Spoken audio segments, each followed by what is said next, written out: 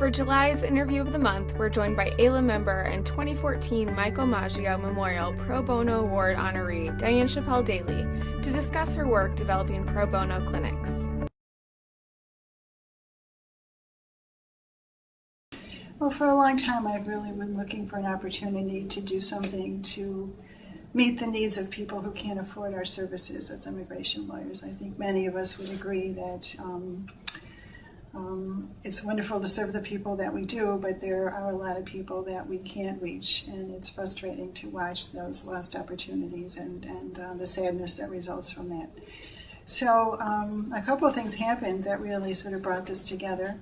One is our local county bar association, the county bar, Onondaga County Bar, started a volunteer lawyer project. And so I sort of jumped at that as an opportunity to plug into their administrative services. And they were very excited about working with us. So a group of AILA members in Syracuse got together for lunch, and we brainstormed a little bit about what we might do and started with our first clinic about 1.5 years ago.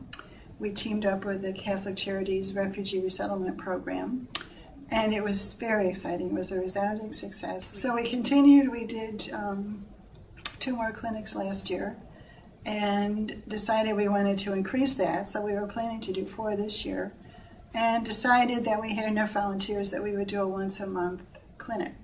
So we're starting that this summer, and it's open not only to refugees, but anyone in the community who qualifies based on income.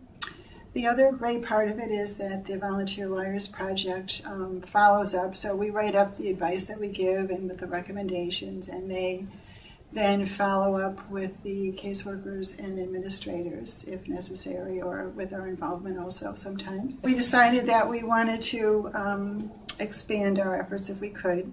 So we're in the very beginning stages of trying to set up a program that would screen detained foreign nationals to see if there's some relief available to them that we might be able to facilitate.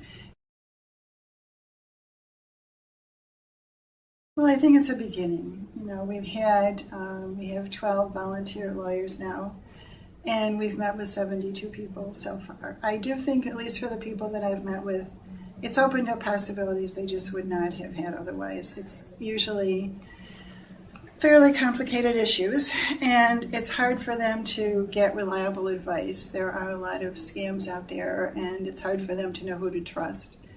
And so the fact that they can get somebody to look at their case, an experienced immigration lawyer, and tell them if they have some options or not and what's realistic. Sometimes it's a reality check, you know, really there's nothing that you can do.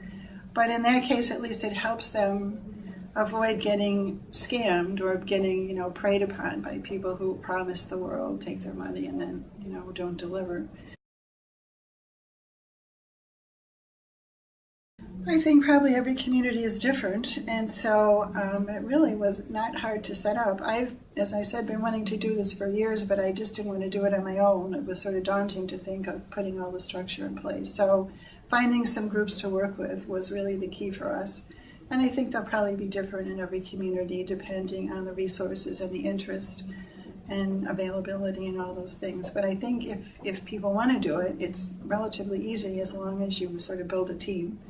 And so it just worked out for us in a good way so far.